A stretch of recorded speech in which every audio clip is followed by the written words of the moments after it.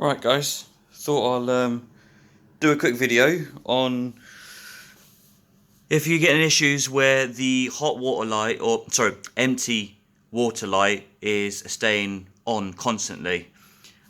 If you've emptied the water, obviously, emptied this filter here and cleaned through this filter here, and you're still seeing this light remain on, or red, or slightly orange, most likely it's the pump.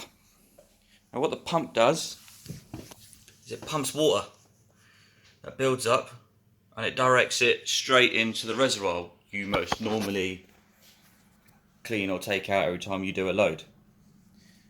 So I've removed this outer shell, which is quite simple, just a load of screws. I'm sure you could figure it out. And what you get to is this little bit of a unit down here, which is covered by this casing. Now the casing unclips on the back, so be careful, it's really easy to break this. I've already damaged one clip. So what you want to do is just unhinge it, the whole thing caps off.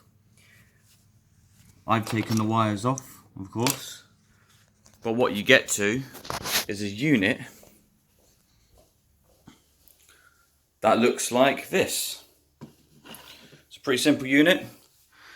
There's a float here made of polystyrene. All that does, when the water level fills up, as it has already, it hits this switch, which is what you would call a failsafe. A failsafe switches on the mechanism to stop the dryer heating up and stops the pump, and so shows you the red light that comes on, and that's to do with this failsafe mechanism here.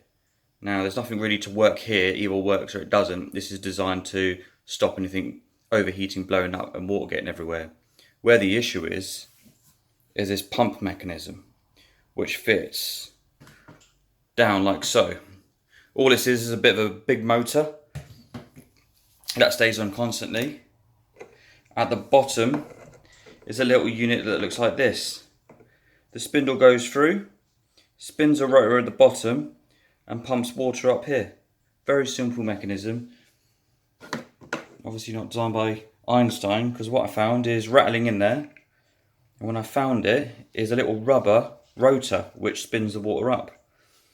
Now if I can get to show you, what I found is that rotor has just split off, so it was just dangling around, and that was the issue with the dryer not working.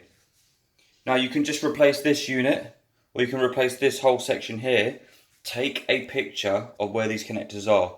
You will get confused, you'll plug it into the wrong place and you'll probably blow something up. Take a picture of everything you do along the way, so when it comes to reconstructing it, it's quite simple.